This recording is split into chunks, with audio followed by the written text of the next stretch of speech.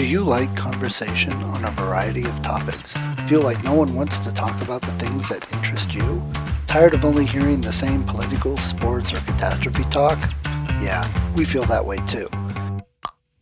Join two high-functioning geeks as they discuss just about anything under the sun.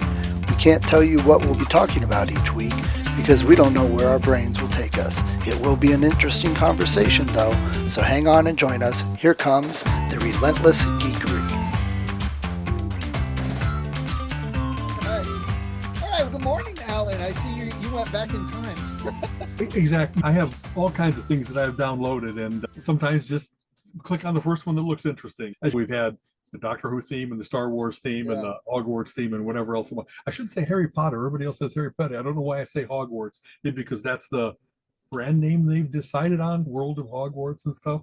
So branding takes in me.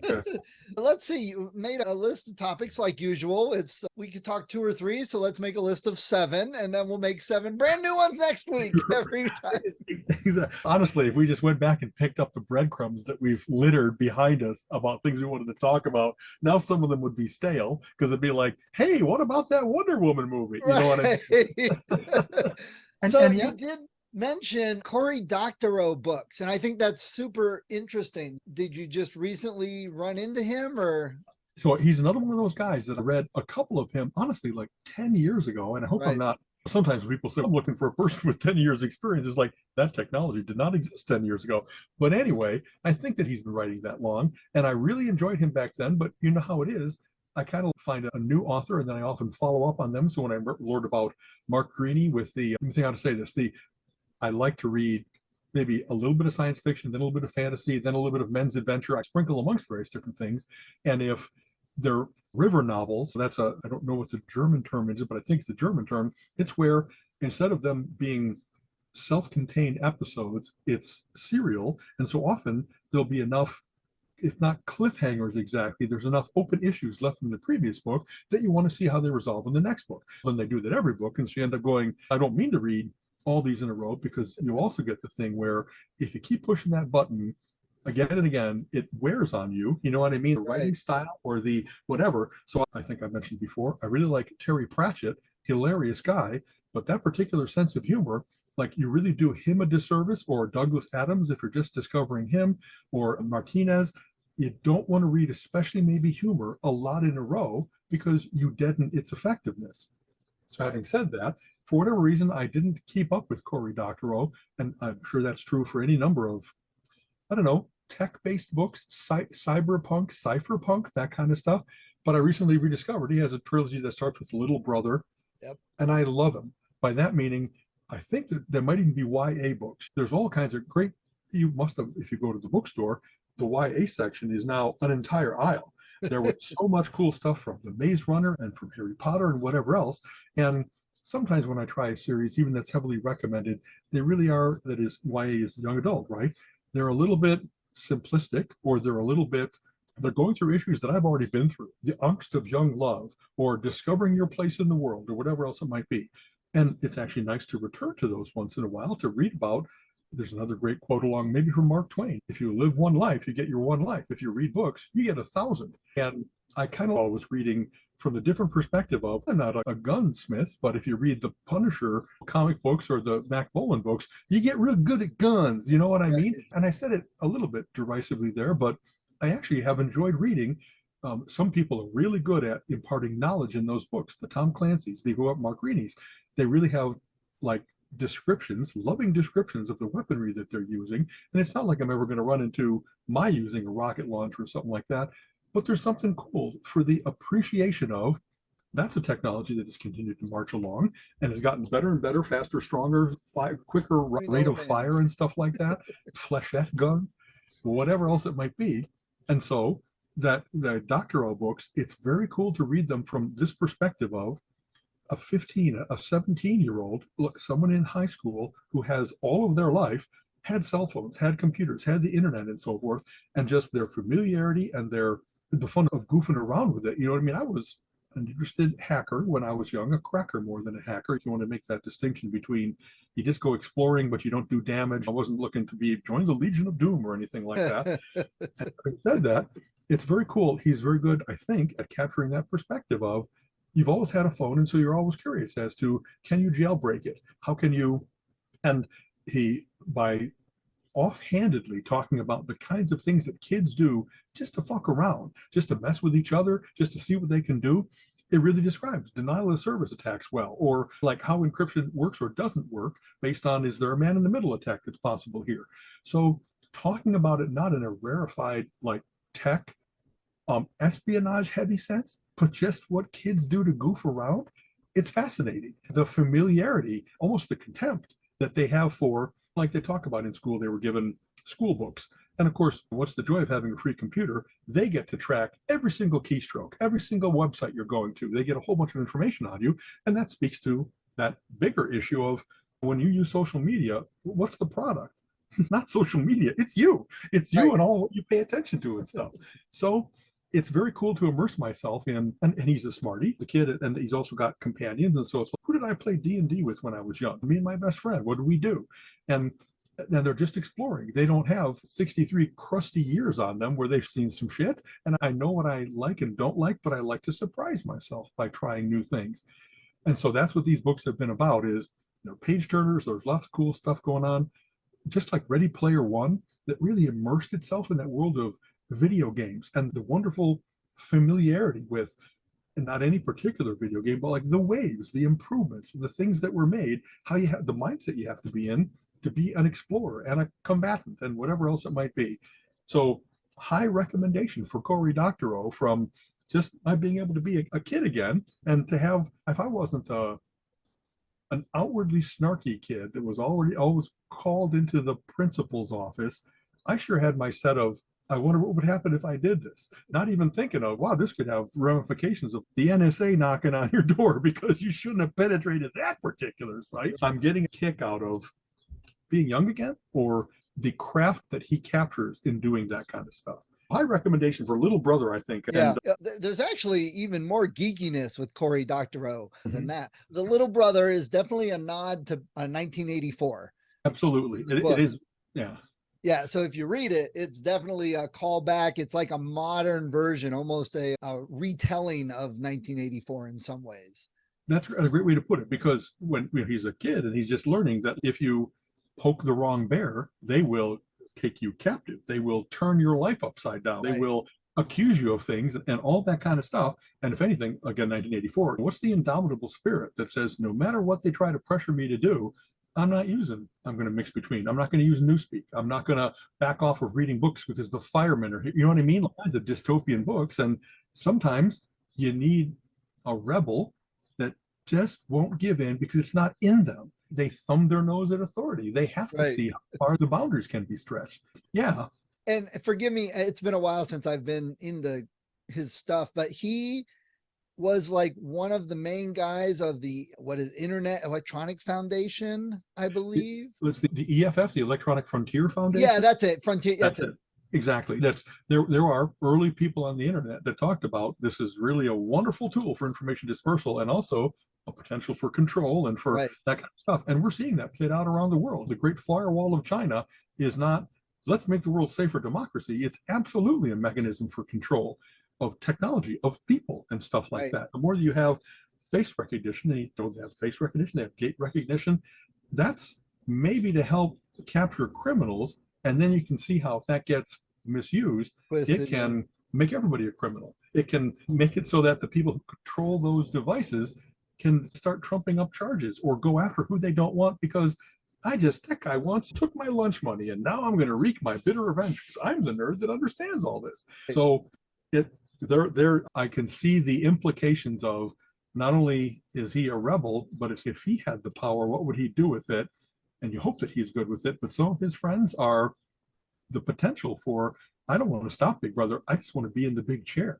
I just want to be the guy that's controlling things. So he may have written this for young adults similar to 1984, because a lot of us are forced to read 1984 in school. And when you force a kid to do it, it's not going to go over as well. I've been preaching that point for a while, but I think he was hoping young people would read it and get the same message out of it that 1984 was giving. But beyond the EF and thing, he wrote a blog post, Boingo, something like that, for many years. But from the thing that attracted to me to him years ago was he really believes in freedom of knowledge and the sharing on the internet, and that at least he used to, and assuming he still does, but all of his books he releases for free on his website, and he still publishes them, and you can buy them, and he still makes a living at it. So it's a point to show, hey, look, just because you give it away for free, you're still making money on it and living and all of that. So he definitely lives a lot of the principles he preaches. Yeah, that's great to know. I did not know that he did the simultaneous or the delayed by a little bit release or something like that. I bought all of them because that's still my preferred delivery mechanism for text is keep kind of like sitting down or laying down, and just I prefer that to reading on the screen. I read a lot on the screen, but falling into a book is a different experience and no shimmer from the screen. It's and being able to glance at the book, I'm sure I can put my paws on one, and just being able to like look up and say, oh, I'm about halfway done. Not because the page count says that, but because you look at where you are. And now that's still, I give Corey big kudos to that, because he had a lot of people saying, oh, you can't do that, blah, blah, blah. And he still did it and said, look, I'm still making money. So all of you just, but the thing about reading electronically, his books free or electronic, you get a digital version. He's not sending you a paper version, but there are those times when reading on the Kindle is so much better, because I'm rereading The Talisman by Peter Straub and Stephen King, and it's 40,000 pages or something like that. So I'm holding it and my arms are like falling asleep. And, I'm going to fall asleep while I'm reading it. It's going to fall on my face and smother me, and I'm never going to get to finish it again. And my cats are going to eat my body. That's what's going to happen. It's a lot safer. That's a big extrapolation there, Stephen, but well done. Exactly. It's that fiction brain. Right. I know that, again, jumping around a little bit, he's not the only one that has done that. So let's see, was it REM that like put out, or maybe it was, bear with me, who did, certain bands have said, we're going to not only release this in physical format, but we're going to make it available and you pay whatever you'd like for the download. There's any number of people that will take it free, but there's people like me that would say, that's a $10 CD. Sure, I'll pay you that. You know what I mean? My $7, my magic price for all. That's where I try to get things in order to make it worth it to me. So or any number of bands now that are doing, hey, we'll send you the music. You just pay for postage and handling. So instead of being a digital download, it's still a CD. I probably bought 10 different things now, from the Empty Pockets. I can start naming the bands like that. That's a way of them getting out there in the public eye. You post something on Facebook, immediately it's seen by millions of people. And I like the fact that people are still experimenting in the same way you said. All the people that are saying, you're going to lose your shirt, what are you doing? And they said, let's just see what happens. Let's just try. And I know the better fan base, if you establish trust like that, you know what I mean? It's a different kind of fan. I know I've talked about Marillion a lot.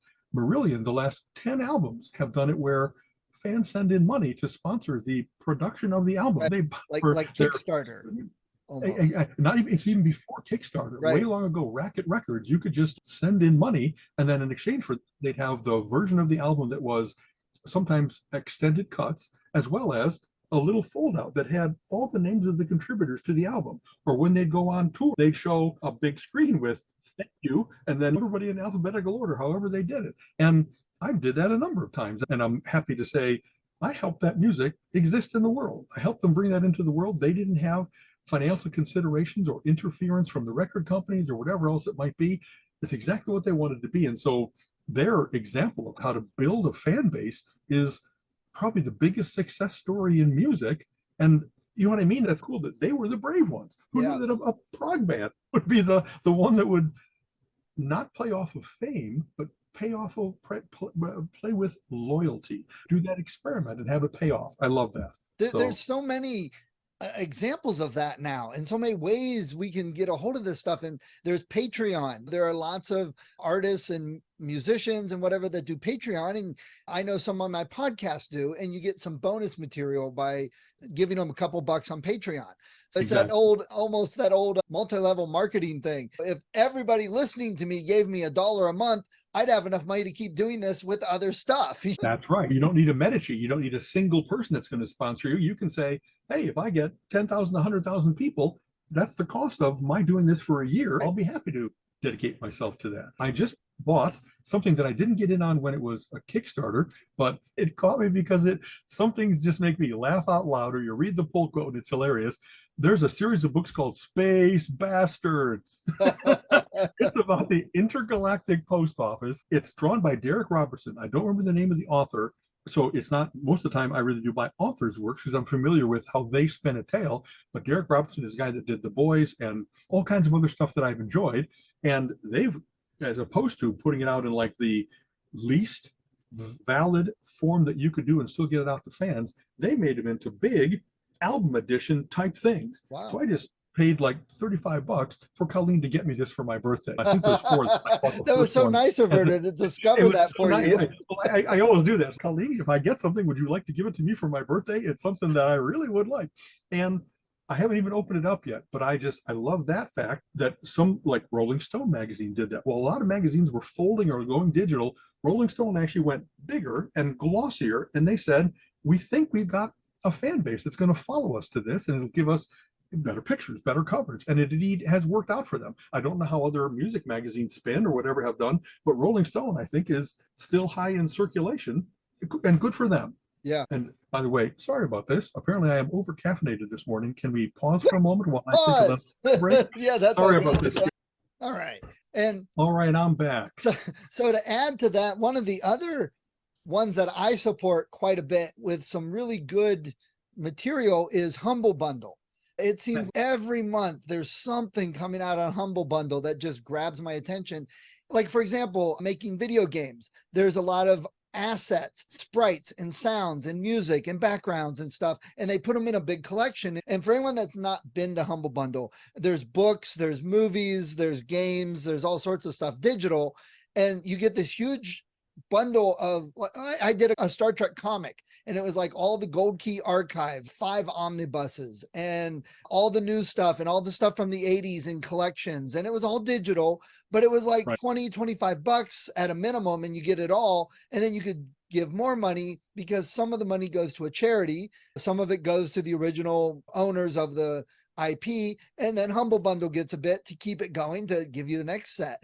So Exactly. like video games, I love that. yeah, the artists, like for the video game assets, you get this cool little collection of zombie figures, but it's not necessarily everything you need for a game. But if you like that artist, now you go find the artist and you buy other stuff from them. So it's another way for creatives to get out there. And some old stuff like the Star Trek stuff, that stuff's been old for a while, but it gives people a way to still access it and get it. So personally, I love Humble Bundle way too much.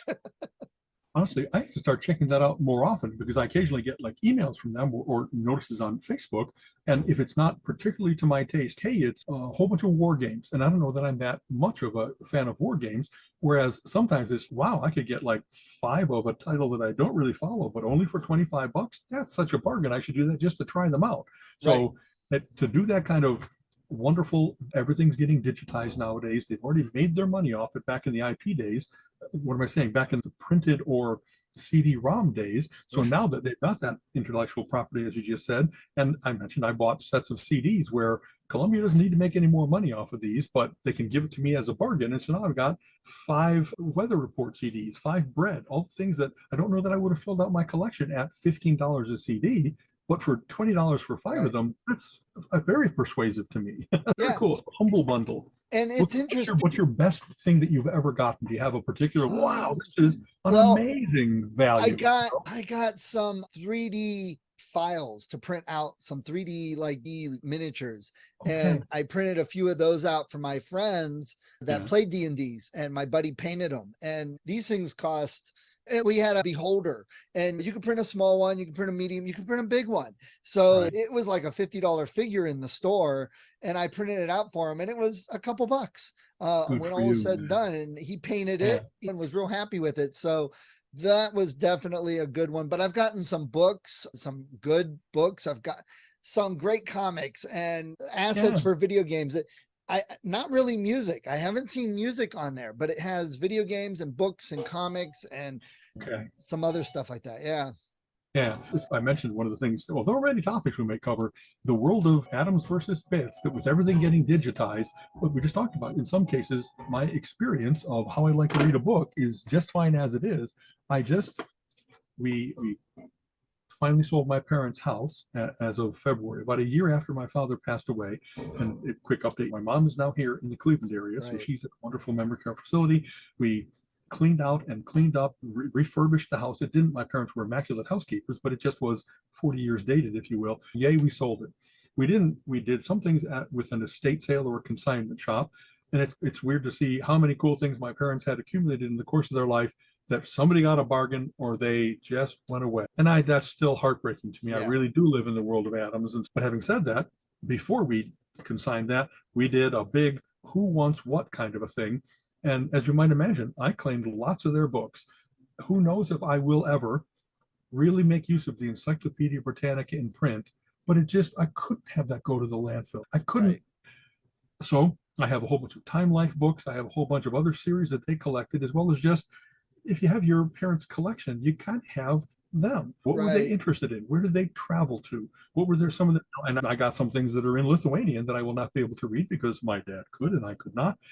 And having said that, I just got the delivery. The way we did it was we loaded up a truck, had him go to Bruce's house, and we were going to have it was dropped off at his house first in Bloomington, and then come here. And the economics of it didn't work out by doing a partial load and then moving on. It was so much more expensive. So we offloaded everything at Bruce's house and then waited while the weather was crappy for the last 6 months or so.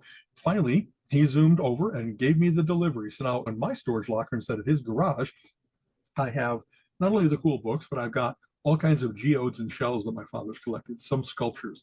I've got all of the slide carousels that he had. He stopped doing photos after a while and would do slide carousels. So that's how we'd watch our home movies and stuff.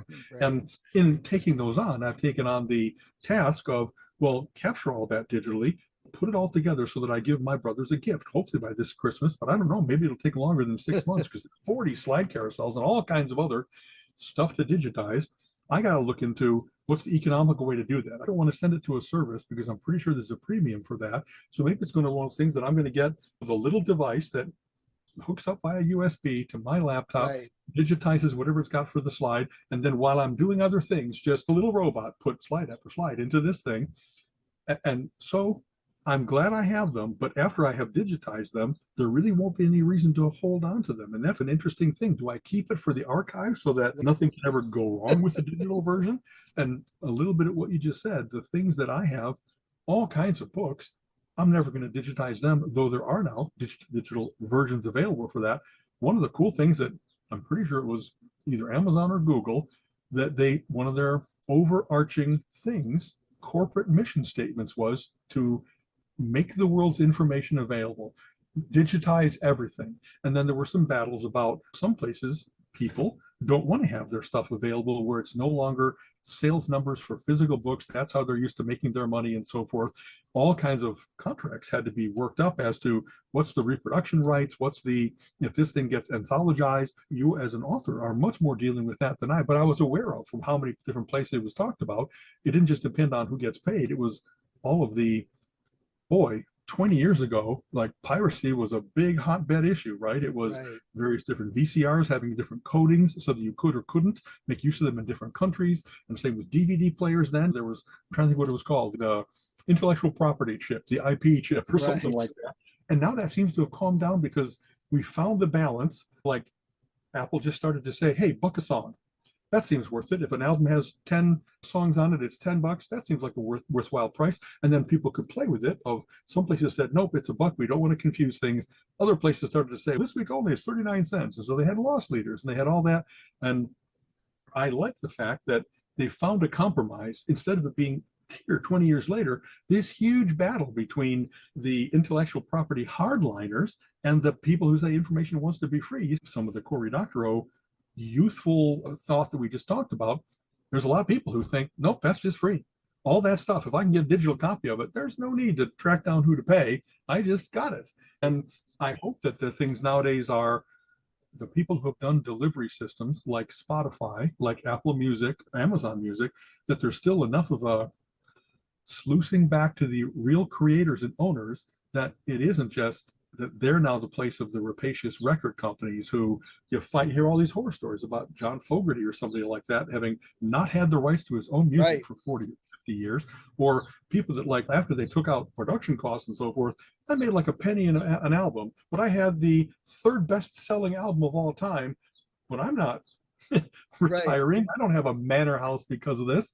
So you even heard about those kinds of things, that some of the happily successful people were the ones who wised up early. The Robert Fripps and the Steve Vais and the Frank Zappas, who said, it isn't only about my making music. I got to become a businessman. I got to become a pretty hard-nosed guy, because there's all kinds of people. There are all kinds of, if not parasites, at least wheelers and dealers, and they're looking at how they can get a piece of me, even though they did nothing to create this cool thing. And so that's been an ongoing, all of my years have been, how does it work out? You know what I mean? There's always been negotiations about that, and that the government sometimes intrudes or sometimes backs off. We've had, should the internet be, let's free isn't the right word, whether the internet is a carrier so that they're not responsible for content, Right. or are you going to make it that now they are responsible for stopping some of the worst stuff out there? But then it's funny how some of the worst stuff doesn't become, oh my God, hideous child pornography, that it's, I don't like that book, and so you're not allowed to have that on your networks. Like, always the people that are happy to be censors are pretty much exactly the ones who Shouldn't be. Yes. their agendas And- are so much not having to do with real decency, real intellectual freedom, and humanity. They're from a very stilted viewpoint. So what I mean? And there was actually an episode of South Park I watched recently that dealt with agents. The boys became agents because Token could sing. So every time Token sang somewhere, they got 10%, but they did absolutely nothing to get the gig. So that was fun. They just put themselves, they're the rent takers. Right. There's all kinds of terms that have had to come into existence because of how much that is in the world. You know, Right. if I happen to have a castle on the river, suddenly I make everybody pay a toll. Total freaking happenstance. Maybe you built the castle, maybe you built it just to be able to take the You toll. didn't make the But river. nowadays in this world, there's all kinds of Shrekleys in the world that say, hey, I sneakily bought intellectual property on insulin, and now I'm going to gouge people, even though it's not an inconvenient nominal toll. It's a life-threatening Right. thing if you can't afford. And the worst of those things sometimes are taken care of, but there's all kinds of things in place. Right. Boy, there's whole books about this. I didn't mean to talk over you. I'm sorry. No, no. Where they talk about, there's places that used to specialize in filing lawsuits, not creating anything, Exactly. but Yes. buying a technology that is somehow maybe impinged upon, especially by people with deep pockets. And so they buy a little thing that has to do with how a GIF or GIF is handled, and then they go after Apple and go after Oracle and go whoever else might be trading in these kinds of things. And they had, most of the time, it's worth settling instead of going to court, because if you, by terrible luck, lose in court, your company's really screwed. But the settlements were like, really? They didn't create anything. All they had was the cunning nature to be able to say, if I can get in there, the gnat that won't go away, they'll still pay me off. So And you said something about the artists owning the material and getting their rights back and things. The blockchain technology is actually been talked about being able to help take care of some of that. And I've heard rumors and ramblings of it, but it hasn't really hit that market penetration. It hasn't taken off. It's not being used yet. It's not quite there. But the example I hear a lot through some of the author community is, so I write a book and I release it with this blockchain attached to it. So it, has who wrote it, where it's from and all that. And I sell it to you. So now you own it, but you own that copy, but I still own the book and the rights. So you could then take that book and you could sell it to Colleen as a used book. So you no longer have any right to read it, and she has that. But then I get 10% of that used book sale, and you can sell it to a half price bookstore and whatever. If she gives it to her sister, now she can't read it, you can't read it, only her sister could read it, but I still own it. And that's something that's being looked at that could be used for music, could be used for books, but it's not quite being done, not quite there yet, because I don't think they've quite figured it all out. Yeah, boy, that's also a 20-year issue, maybe 15. They've been talking about that's the next big thing for a long time, because it really does give you provenance. It gives you proof of ownership. If you do encryption correctly, it really is, you can guarantee uniqueness, that kind of stuff. That's NFTs wouldn't even exist, non-fungible tokens, without the blockchain and the encryption behind it that proves that. Some people dove in a big way, and there's entire exchanges that talk about how you can prove that you're the only one that has a picture of Mighty Mouse in black or something like that. I haven't invested in that because that's something that, though I read a lot about it, I'm so much not wanting to have to become an expert in the latest legal wranglings about that, so that I don't kind of get screwed by someone who is just more cunning than I am. There's big opportunities for making money, and there's also big opportunities for getting screwed. Yeah. And that's what kind of keeps me from doing it. Maybe that's what keeps a lot of people from doing it. I'm a pretty tech savvy person, and yet I don't find it easy to trust. And maybe this is sweeping statements. There's some people that are making a lot of money and have a lot of interest in crypto and Bitcoins and all the various different possibilities of digital non-fiat currencies. And yet, the more I read about how easy it is to do a branch, how easy it is to pump and dump the sale of those things, you know what I mean? You read about, name it, not only Bitcoin and Ethereum and Dogecoin or whatever things might be well regarded, but how many things have had, hey, I just lost $700 million because I lost my token or my passcode. I just had things stolen from me because they figured out my supposedly unbreakable 256, but I'm a human being. So if it's not only digital, but I actually set it up and they know all the books that I've read, then they just start looking for exactly things that would narrow the possible solution space. You know what I mean? Yeah. So I'm not totally suspicious. I'm not rejecting of it, but I'm really cautious. And for, I don't know, Colleen and I about to be retired, and we want to make sure we hold on to our money so we're not eating dog food. I always use that thing. That's really, I don't want to be in anything that doesn't have the established track record of, hey, the NYSE has been around for a long time, and so have a couple other exchanges. And so if I put money into those things, I'm pretty sure that they're not just going to overnight. I go to the website and it doesn't exist anymore. Well, Wait, what? If they did, we'd probably have more problems than just that going on. True enough. I will say this. So we're getting ready to do work on our kitchen. And so we had a bunch of money that we've accumulated over the course of time. And it really was just sitting in savings. And I'll at PNC Bank. And PNC Bank wasn't great about, hey, we're happy to pay you money market rates or CD rates with the amount of money you got there. Why don't you use one of these products? We heard bupkis from them over months and months. And so I did a little investigation of where can I put money that really will get reasonable money market or CD rates. And CDs, you have to make sure you're doing it like however every month, every quarter, whatever that. We didn't know how soon we would need it. So we decided, but just looking for a money market fund, we found like a 5% money market fund. And then what you have to do is, this could easily be, hey, we say we have 5%, send us your money, and then poof, it's gone. So I really check to make sure that it's legit. It's been around a long time. Lots of other places talk about, and so we moved a bunch of money to be making a little bit of money for us there, because you've got new kitchens is going to cost tens of thousands of dollars. So have all our little employees, tens of thousands of employees, making us 5%. That's a better thing than just having it earning 0.015% like they did when interest rates were so low. So just another, I guess, shout out. Interest rates have been steadily climbing for the last couple of years. All kinds of banks and places are so freaking happy to be dragging their feet about giving that back to their customers. And so go to hell, PNC, for having not preemptively struck and said, we will indeed pay you a reasonable wage for the money you got with us, instead of just encouraging you to escape. And UFB Direct is the place that I end up going with that was regarded for reasonable money. So Al's not quite the stock market corner, but and by the way, I'm making a recovery. Everybody's talking about now that we might have hit the top in terms of how much they'll keep raising interest rates.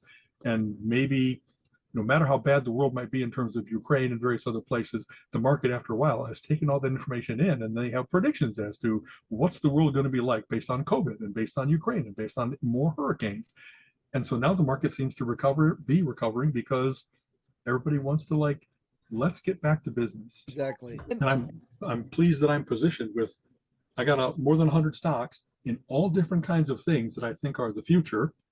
And I'm hoping that everybody will wake up and say, you are exactly right. The med tech there and communications tech here and all those things that I care about, tasers here, that the world will say, if you guys are running your business, we're happy to have you keep increasing that business because we do need more CrowdStrike to be able to stop cyber attacks. We need more Shockwave to be able to cure cancer with electricity.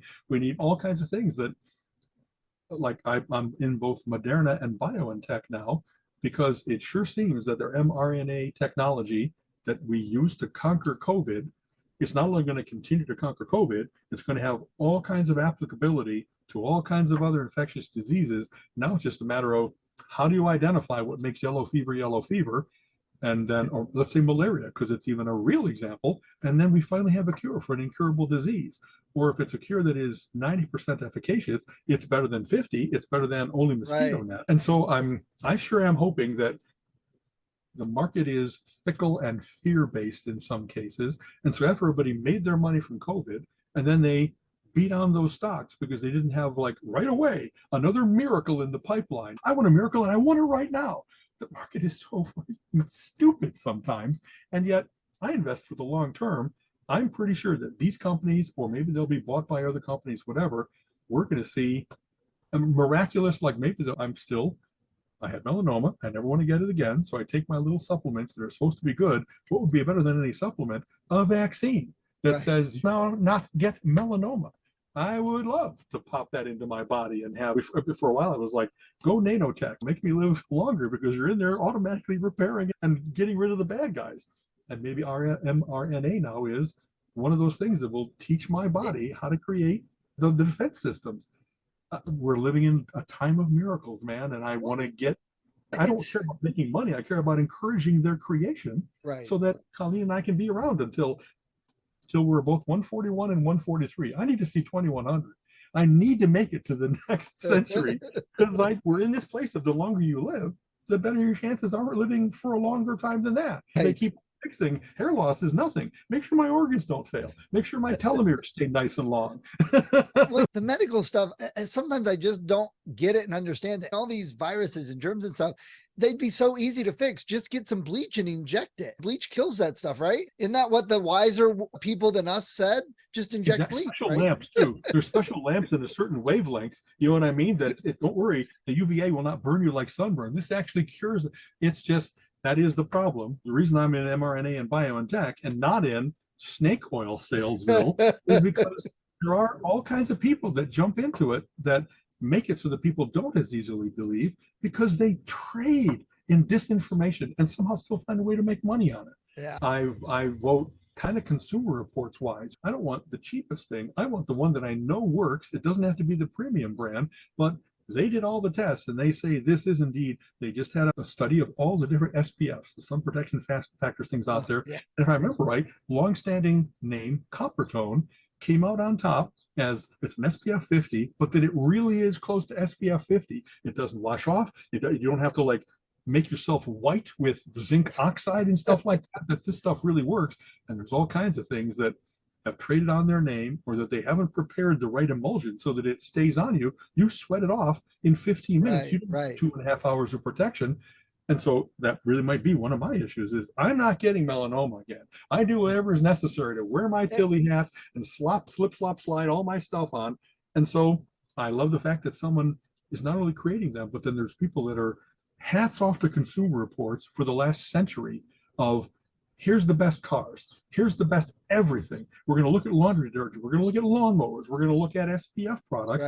And they'll guide me to what's the best one? What's the best value for the money? What are the ones that they trade on? Boy, it sure costs a lot, so it must be good. Regularly, there are things that are like the most expensive or like the third from the bottom in terms of how you really are. And the power of advertising, not the power of materials science. The SPF one is such a great example because we've talked many times on here about people that just take things that they want to believe and go with it. And SPF's one of those. I see people getting these lip balms and it doesn't taste real good, but they said it's like SPF 35,000. So I'm going to get it. And I'm like, was that from the Acme company? It sounds like something from Bugs Bunny. Is that Scoville unit? Is that why your lips are burning? Exactly. How do you know it's 35,000? What did they say that made it that? Why is that 35,000? But the one I'm using says 4. Right. Come on. And people just, it says it, so it must be. Yeah, it's 35,000 if you're like in a cave and it's, I mean, it's just, I don't understand people sometimes. And a good example of other things like there that. There are people that think if it's homey, it's okay. Yeah. Yeah, it said it on the package, so I'll believe it. Text, there's so many times I get tech that is not what everyone else has, but it's like the same and better numbers on it. And it's a lot cheaper. We've got an Aldi's near us, and I know Aldi's are sweeping across the country. There are so many things at Aldi's that are the Aldi brand that I like better than some of the name brand store stuff. And if you look at it, a lot of times it is healthier, better, or whatever. I think we just talked about that a couple episodes ago. I went to an Aldi's for the first time within the last 2 months or something like that. And I really did get the baskets. When they talk about the consumer price index, they really don't just base it on one product, they base it on 100. Right. And so I tried to say, let's try their ranch dressing and let's try their produce. Do they get produce from a reasonable place or 2 days away from turning and stuff like that? You do get that sometimes with Aldi's. But I was satisfied with probably 80%. And so then it's not go to Aldi's or not. It's yes, I'll go to Aldi's, but now I know which things to get there. Right. I'm trying to think. Their breakfast sausages were just right. Maybe their SPF, that kind of stuff. Like you said, sometimes they have the Aldi's brand. They regularly have articles from Consumer Reports and others where they say, here's exactly the same thing, but it's got a Costco label on it or an Aldi's label or a generic or whatever. And You're getting exactly the same thing. It really is. That factory is blurping it into the same jar and they just put a different label on it based on what the destination is. And that is not just speculation. I worked at a box factory when I was in college, and I witnessed this firsthand. We were printing out these boxes for this Instant Ocean. It was for people that wanted saltwater fish tanks, that they put this stuff in their water and it puts all the right chemicals in so you can put the saltwater fish in. And we're printing this box, and it's a nice art drawing. These are just cardboard boxes with one color outline pictures. So it's like a coloring book, but they look good and it's nice and it's good quality boxes that we're printing and stuff.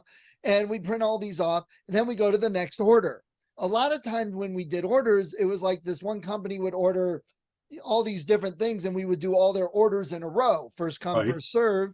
So we go to the next order and the box quality is not quite as good, not as many flutes in it. And the drawing was more simple, but it was like Ocean in a Minute or something. And I'm looking at it, I'm like, these look very much alike. And it's from the same order form. And the guy runs and says, oh yeah, it's the same company. I'm like, okay, what's the difference in the products? He's like, there is none. He's like, this one they sell at the pet stores for $35. That one they ship to Walmart for 15. I'm like, but it's the same thing. Yeah, it's exactly the same thing. That's exactly, honestly, there's many examples of that. This is terrible. I know that I've read a couple articles now about what's called the pink premium, where they have exactly the same product. Let's say a razor, a little handheld razor. And if it's for ladies, then it's 30% more. Because apparently that's supposed to be gentler for shaving instead of shaving your face. But it's exactly the same thing. No difference in the lubrication on the strip, no number of blades difference. And marketing. Exactly that. Marketing and advertising have made it that we're going to do product differentiation, goes to different places, sold to different markets, but it's one big vat of stuff.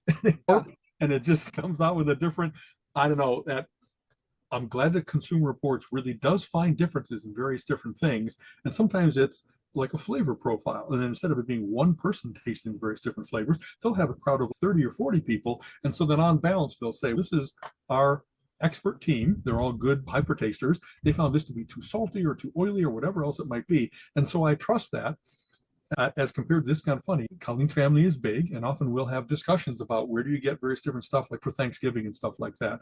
And they really do, I think, mostly run on personal recommendation. The sister liked it, so they're going to go get the same thing. And wow, but I found that Pecorino Romano at Costco, and I'm pretty sure it's, like I looked, and it's from the same, if not distributor, the same manufacturer, the same cow for all. Right. Pecorino, I guess, is sheep. But anyway, wow, I'm not trying to tell you what to do, but I know I saved 30%. You might want to try it just to see. And having said all that, I know I've also read studies that say there's like wines out there, I think it is Trader Joe's, that they call $2 Chuck. It's a $2 bottle of wine, and then there's a $30 bottle of wine, and they have a big taste testing. And if you do it blind, then often the 2 and the 5 win out totally. If Yeah. you do it, the labels on, there's something psychological that people say, I like this better. I paid more money, so I will like this better. That's how my mind works. Yeah. I'm going to get more satisfaction out of, I brought the nice snooty bottle for my wife's and I anniversary. We wanted to go high end, and so we did. It's going to taste better. So the mind is amazing. All that psychosomatic effect that it has on matters of taste, matters of maybe not matters of quality. It doesn't matter how nice a lawnmower looks if it breaks down in 2 years versus 10 years. Yes. But there are people that will still, they'll paint it green because that's green. That's So there's a series of books that I've read several. I've got several sitting right here on my shelf. Okay. The one I've read multiple times. It's called Guerrilla Marketing Weapons or Guerrilla Marketing by, Okay.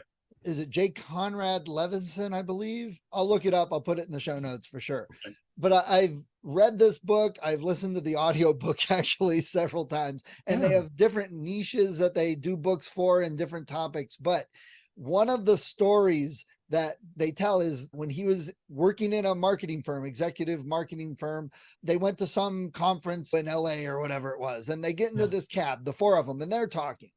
And the cabbie, this is a guy, gets up every morning, jumps in his cab, drives people around, and that's his job. He's, oh, you guys are in marketing. They're saying, oh, yeah, big marketing convention, blah, blah, blah. He's, oh, yeah, I don't believe in marketing. They're like, oh, you don't, huh? And he's, no, I don't think that stuff works. I get what I need and I know. And he's going on and on. And they said, really? Well, what type of toothpaste do you use? He says, I use this like toothpaste. I said, why? He says, because I really don't have time to brush between meals. So this helps keep that from the blah, blah. That was the whole marketing of that toothpaste was when you don't have time to brush when you should, use our toothpaste. And he totally went with it. And they all You could chuckled. recite the advertising campaign Yeah.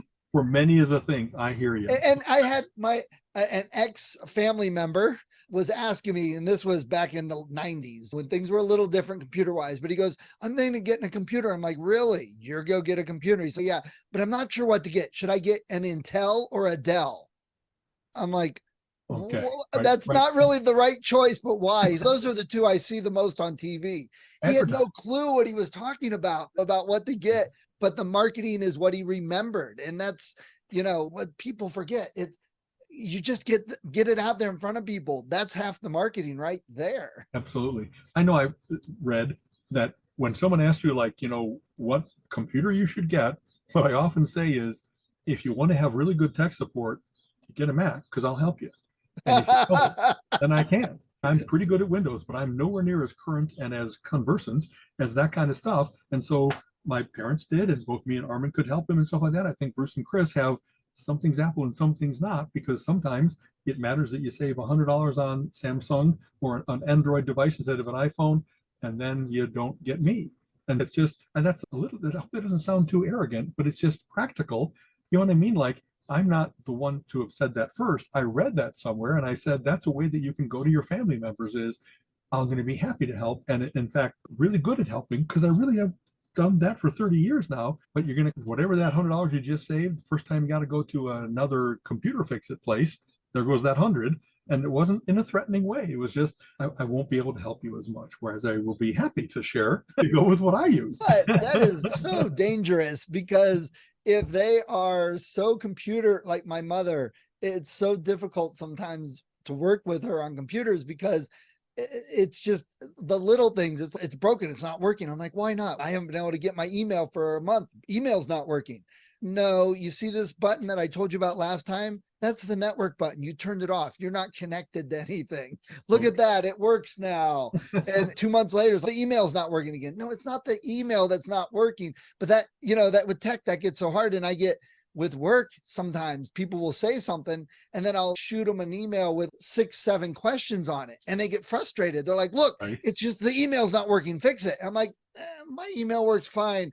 The server's fine. Let's figure out what really the problem is, because it's not the email. And people just think, I told you, look, folks, you wouldn't call your car mechanic and say, hey, my car's broke. What's wrong with it? I don't know. Bring it in. No, just tell me over the phone. My car's broke. What's wrong with it?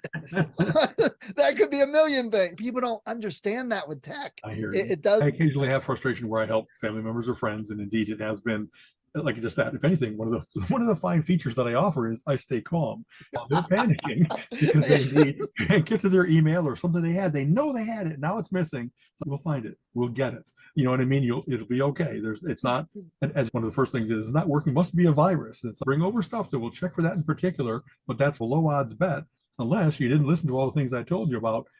Don't click on things that you don't know. But Microsoft, it popped up and said Microsoft Windows was broke. Click here and call this number. I talked to somebody from Microsoft. How do you know it was from Microsoft? I said so. Here, I got some toothpaste for you to use. I don't know, just being a canny consumer is behind all of this. I don't know. I regularly do it. I really want to know a little bit about everything that I'm like putting in my body or bringing in front of my eyes or something like that. So it's a very instinctive thing to me to know more so that I can ask the right questions if it breaks and stuff like that. And there's a whole set of people that I just want it to work. I don't want to know. I don't really want to know how the magic works. I just do want it to work. And then it's okay.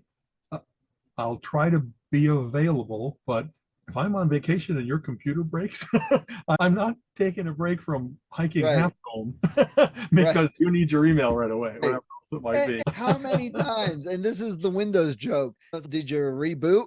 And people joke about that. But what the thing I get is so many times it's either I want it fixed. I don't want to reboot. That sometimes fixes stuff quite often. Or the other thing is I'll get somebody that says, I didn't want to bother you, so I rebooted 27 times. It's still, okay, if it didn't work the first time, it's not going to work the 27th time. It's not like you're rolling the dice and maybe this time it'll come up successfully. Colleen often talks about she's getting ready to retire and she's communicating with all of her clients and making sure they know that she's going to not be available and so forth. And so she's done great work documenting and talking to and stuff like that. But she's got certain clients that every year she's tried to explain, here's how to do this document that you fill out for the Department of Labor, or here's how to make your data ready so that it goes in the right format and so forth. And every year she's had to do that because she can tell they're not taking any notes and they're not absorbing it well. And it's going to be another year. So most people's memory of something that they did once isn't necessarily reliable. Right. So she's had to say that when we walk through it this year, you really need to take notes because I don't have time to write it up for you. You need to take notes while we're going through it. And then, yes, I'll have a replacement and that person will work with you as well. But the best thing you could do is to just be able to do it so that you're not dependent on the next person and the quality of that next person and how much time that next person might have, because Colleen is extraordinary. She really does put in more than an amount of time that's right for that job. She's very conscientious and very patient in the same way that I try to describe.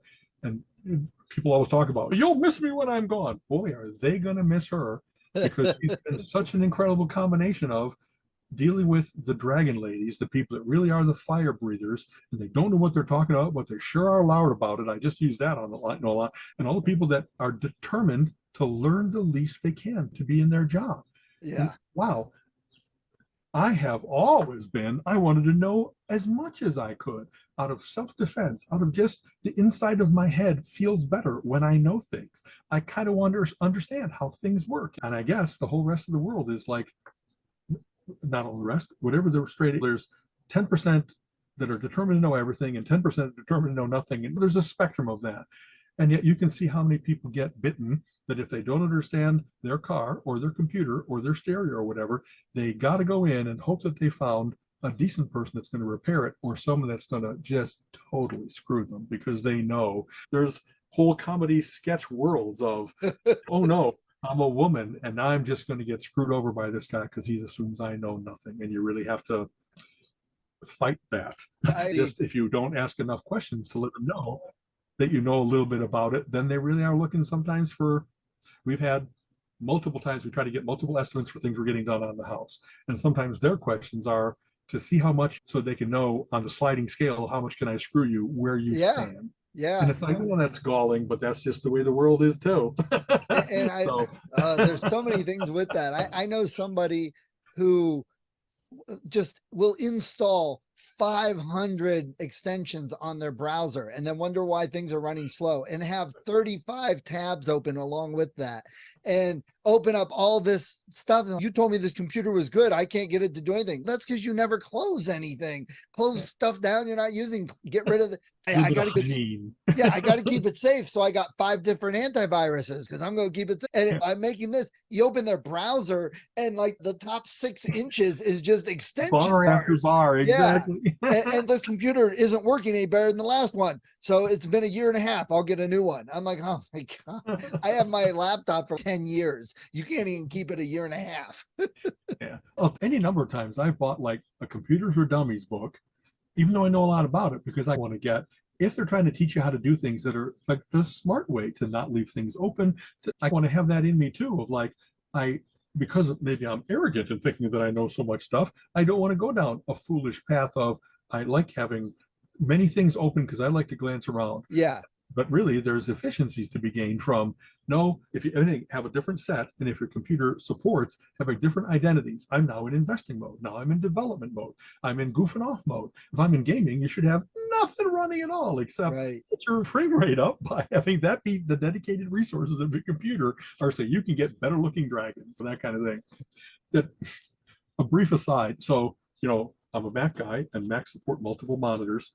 I just read and all kinds of product announcements at the Worldwide Developers Conference, and they mentioned that there's new Mac Studios and Mac Pros that are like super, super powerful. But that led me to investigate. I have an M1 Mac Mini, and as we both talked about, we tend to get value for our computer.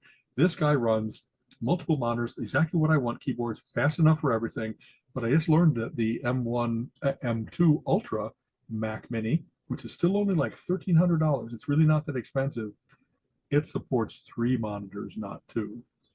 So I hate what I want instead of need. And yet I want Skynet. I want to be surrounded by. I can give you the use case on why that's necessary and why you need that. See, when I do things where I have like multiple palettes open, I like to have, and just in my regular thing, it's okay, I got my browser here and my email here and my notes here, and I like to be able to like glance instead of move windows or click on to bring things to the fore. I think I really am more efficient, and 30-40% more efficient, not from having to move things around. So I have an extra monitor that I had bought when I was out in California, because when I was visiting Mom all those times, I brought my laptop out, but I made it so I had a simulated desktop rig from having a mouse and even a numeric keyboard and my big screen instead of just a laptop screen. That came home with me, and he's sitting over there fallow. I could put him in use. I could get on the third monitor. So the biggest reason to get a 3-monitor setup like that is because then you could join the online racing league and you got your car with your side windows and you could I got to go clean up. There you go. Just imagine, I know that they do things now, things can move from monitor to monitor easily. If they really do have like panoramic screensavers where I could be surrounded by falls, outer space, or something like that, outer space, dinosaurs. The dinosaurs see the clock procession as the time it lights up the world as we spin because there's a sun. I just think that would be, it'll tickle me to have that. Yes. So it's fun. $1,300, not only on a whim. I think I really will be more productive, but and it's funny, nobody sees my rig. I'm up here in Skynet. Hardly ever take a picture or bring someone up, but I really would be like, if someone came up here and said, oh, are you like NORAD? Are you like, are you running the world? Are you the one that's going to save us when the meteor is about to hit? Right. Yes, sir, you are correct. I am that guy. All right. So before we got to go real quick, so you haven't seen Flash yet. So we'll put that for next week. Definitely want to talk about the Flash. Right. But that is during this week because I want to see it. And Colleen doesn't have as much interest in this. She's already got the Marvel thing, but not so much the DC thing. So I'll go catch it at a matinee and have the whole place to myself and crunch my popcorn. You know what I mean? But have you seen the new trailer for Kraven the Hunter? No, I have not. There is a trailer out. Interesting. So what's funny is I regularly go to the library and get graphic novels, collections of various different things because I haven't been buying actively for 10 years. A whole series of stuff is the interlocking Kraven and his daughter and his cloned Kraven and all kinds of stuff. So it is my guess that movie might be based on this Nick Spencer extended run of Spider-Man where it upped Kraven as one of his better villains. And Okay. they did put it in the Venom verse from Sony. Okay. Okay. Which does have a few ties over to the Marvel Spider-Man Okay. from some of the crossover shit they did. Marvel in / Sony. so exactly. Go All right. see it. Go look up the trailer. We'll talk about that next week with The Flash. Sounds good. But I still haven't seen the Muppet Mayhem on Disney. That's like on my list. But tomorrow's Secret Invasion starts. So we've got that. There is that too. In fact, I just also saw the second Captain Marvel movie, Fury of the Gods.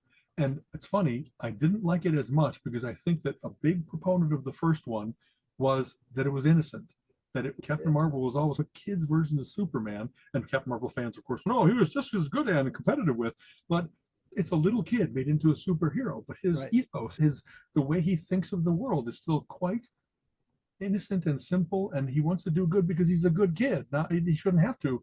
They had villainous enough villains and an interlocking enough plot and so forth that it made it too serious. I was looking forward to it being fluffier, and it had some really dark scenes and that kind of stuff. When I go to see Deadpool, I expect it to be debauched. You know what I mean? Those should be at the polar opposites. And I didn't enjoy it as much, maybe because I had the preconception of this will be fluff, and instead it wasn't totally fluff. I told Colin, I said, so DC's trying to get a foothold and get things going. So they've got 6, 7 movies out with Aquaman and Wonder Woman and stuff. Half of them are Marvel Shazam movies. I'm like, do we really need half of them to be Shazam movies? I will say this, we talked about this a couple months ago. Black Adam came out, and it was a Justice League movie because it was Justice Society. And actually that kind of got panned by a lot of people. I thought it was really well done. Yeah, I like that. Black Adam, again, he's a fanatic. He's amoral. He's not a superhero. It's just that he happened to be fighting an even worse thing. But portraying the Justice Society, which kind of a change from Justice Society back in the 40s, 50s, was a more innocent version of the Justice League. It really was more kind of corny, but boy, they updated it so that Hawkman is really menacing. And the kinds of things that they did I thought brought it into modern sensibility to show that these old characters don't only have to be biff bam pow, but that there really are cool elements of Dr. Fate. Pierce Brosnan, I think, playing it. He had just the right amount of world weariness, and I don't know, it was a very adult movie. And that's what I want to have once in a while, is the comic books aren't only escapism, and they're not only innocence like Captain Marvel. Once in a while, heavy hangs the head that wears the crown. If you got the power to save the world, but it's not an easy thing, it'll grind you down. You know what I mean? Wear you out.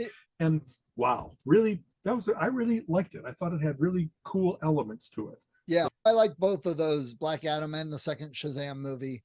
I don't think I'm kind of a sucker for superheroes in every way. I like the fact that they exist. Yeah. For long they were only in my comic book world, and now that they've got the tech and the money to be able to do these things well, I'm looking forward to it. They just rejiggered the Marvel release schedule. So besides Secret Invasion about to be on TV, they moved around what things are going to come out when. And in some cases, I think that they need more time, or that they just were like looking at maybe a little bit of real world marketing tie-in type stuff. But the fact that they've got like a dozen movies still coming out, when is the Marvels going to come out? I like the fact that they've committed, and that almost if you have 1 or 2 flubs, it's not going to stop the freight train from rolling forward of, we are going to get to the next big bad that is Kang, and we're going to get to cosmic stuff like the Living Tribunal. And I like that. I like that there's an overarching commitment, and that there's really a desire to have it tied in together. I think I mentioned we went to see the Spider-Verse, the second Spider-Man Spider-Verse movie. Very uncommon to have a scene in the credits, but not sitting all the way till the end to catch that last tie-in. That they really were like, wow, you let me down. You guys are the ones that started this trend. And let me just turn that. Well, to be fair, that was Sony more than Marvel on that one. You are correct. There's dilution of the brand now because there are people that own certain property rights, and they're doing things cooperatively, but they still want their stamp on it and that kind of thing. All right, man. Thanks very much. Wonderful session. We'll see you next week. See you next week. Have a good week. Okay. And I can't wait to talk about Flash. I'm seeing it. All right. All right. Bye-bye. You have been listening to the Relentless Geekery podcast. Come back next week and join Alan and Steven's conversation on geek topics of the week.